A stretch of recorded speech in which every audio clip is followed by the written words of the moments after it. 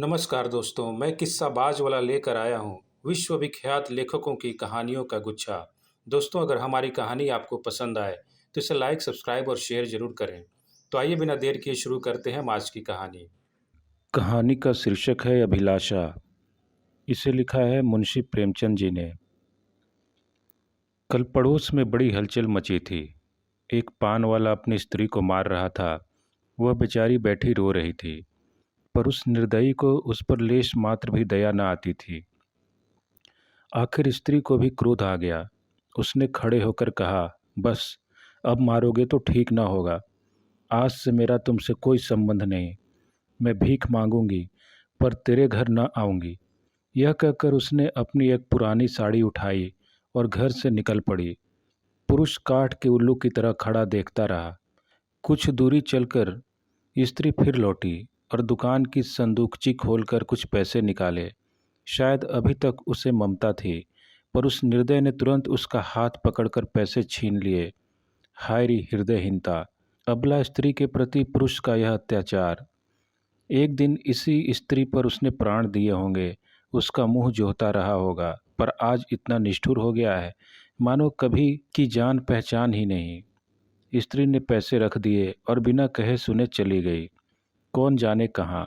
मैं अपने कमरे की खिड़की से घंटों देखती रही कि शायद वह फिर लौटे या शायद पान वाला ही उसे मनाने जाए, पर दो में से एक बात भी न हुई। आज मुझे स्त्री की सच्ची दशा पर पहली बार ज्ञान हुआ। यह दुकान दोनों की थी। पुरुष तो मटर गश्ती किया करता था, स्त्री रात दिन बैठी सती होती थी। 10-11 बजे रात तक मैं उसे दुकान पर बैठी देखती थी। प्रातःकाल नींद खुलती तब भी उसे बैठी पाती। नोच खसोट काट कपट जितना पुरुष करता था, उससे कुछ अधिक ही स्त्री करती थी। पर पुरुष सब कुछ है, स्त्री कुछ नहीं। पुरुष जब चाहे उसे निकाल बाहर कर सकता है। इस समस्या पर मेरा चित्त इतना अशांत हो गया कि नींद आंखों से भाग गई। 12 बज गए और मैं बैठी रही। आकाश पर निर्मल चांदनी छिटकी हुई थी। निशानाथ अपने रत्न जटित सिंहासन पर गर्व से फूले बैठे थे। बादल के छोटे छोटे टुकड़े धीरे धीरे चंद्रमा के समीप आते थे और फिर विकृत रूप में पृथक हो जाते थे, मानो श्वेत वसना सुंदरियां उसके हाथों दलित और अपमानित होकर रुदन करती हुई चली जा रही हों। इस कल्पना ने मुझे इतना विकल किया कि मैंने खिड़की बंद कर दी और पलंग पर आ बैठी। मेरे प्रियतम निद्रा में मग्न थे। उनका तेजमय मुखमंडल इस समय मुझे कुछ चंद्रमा से ही मिलता जुलता मालूम हुआ। वही सहास छवि थी जिससे मेरे नेत्र तृप्त हो जाते थे। वही विशाल वक्ष था जिस पर सिर रखकर मैं अपने अंतःस्थल में एक कोमल मधुर कंपन का अनुभव करती थी। वही सुदृढ़ बाहें थीं जो मेरे गले में पड़ जाती थीं तो मेरे हृदय में आनंद की हिलोरें सी उठने लगती थीं। पर आज कितने दिन हुए मैंने उस मुख पर हंसी की उज्ज्वल रेखा नहीं देखी। न देखने को चित्त व्याकुल ही हुआ। कितने दिन हुए मैंने उस वक्ष पर सिर नहीं रखा और न वह बाहें मेरे गले में पड़ी। क्यों? क्या मैं कुछ और हो गई या पति देव ही कुछ और हो गए? अभी कुछ बहुत दिन भी तो नहीं बीते। कुल 5 साल हुए हैं, कुल 5 साल, जब पतिदेव ने विकसित नेत्रों और ललायित अधरों से मेरा स्वागत किया था। मैं लज्जा से गर्दन झुकाए हुए थी।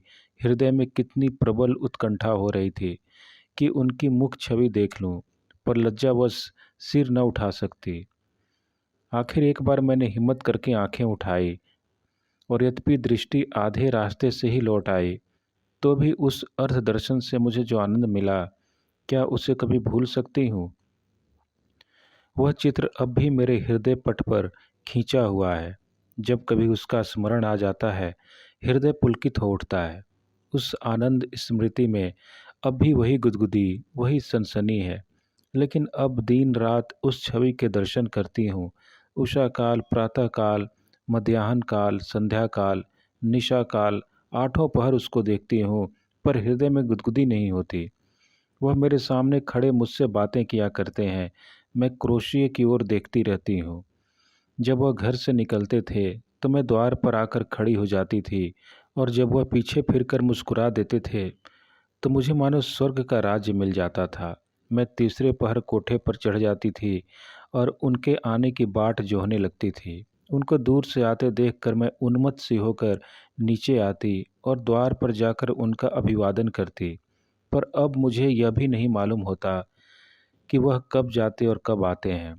जब बाहर का द्वार बंद हो जाता है तो समझ जाती हूँ कि वह चले गए।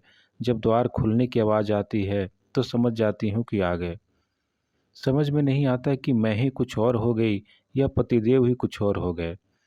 तब वह घर में बहुत न आते थे। जब उनकी आवाज़ कानों में आ जाती तो मेरी देह में बिजली सी दौड़ जाती थी।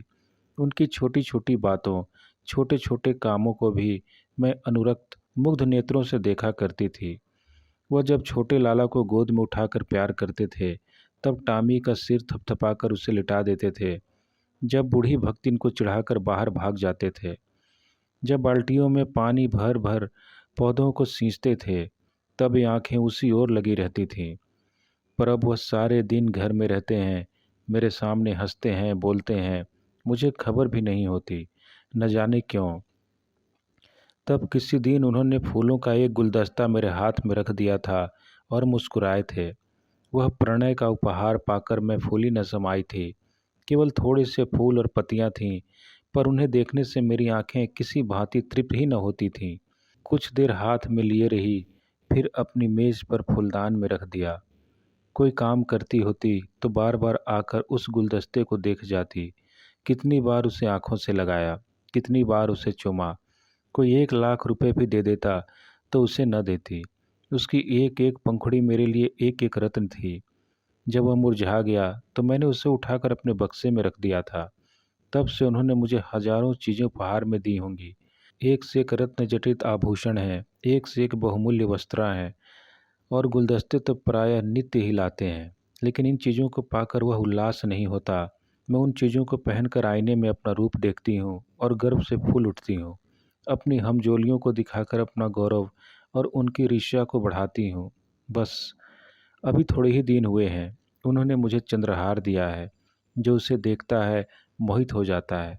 मैं भी उसकी बनावट और सजावट पर मुग्ध हूँ। मैंने अपना संदूक खोला और उस गुलदस्ते को निकाल लाई। आह! उसे हाथ में लेते ही मेरी एक एक नस में बिजली दौड़ गई। हृदय के सारे तार कंपित हो गए। वह सूखी हुई पंखुड़ियाँ, जो अब पीले रंग की हो गई थीं, बोलती हुई मालूम सी होती थीं।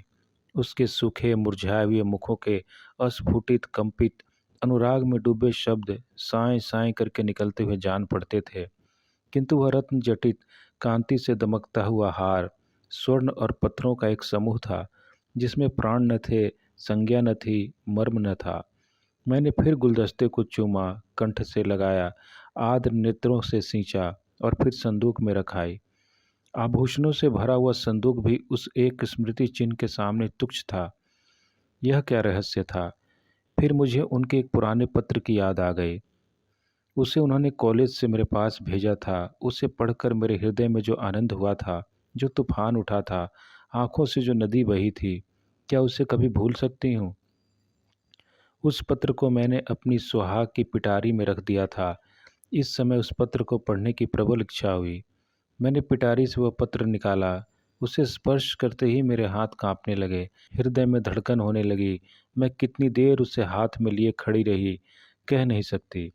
मुझे ऐसा मालूम हुआ मैं फिर वही हो गई हूँ जो पत्र पाते समय थी। उस पत्र में क्या प्रेम के कवित्वमय उद्गार थे? क्या प्रेम की साहित्यिक विवेचना थी?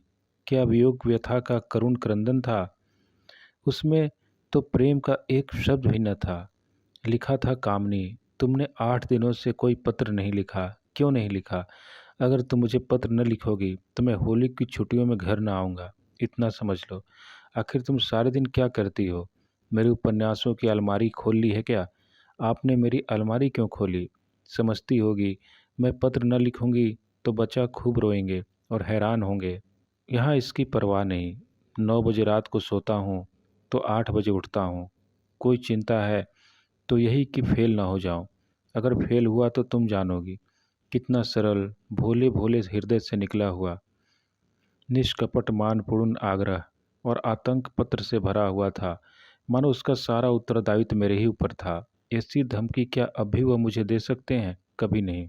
ऐसी धमकी वही दे सकता है जो न मिल सकने की व्यथा को जानता हो, उसका अनुभव करता हो।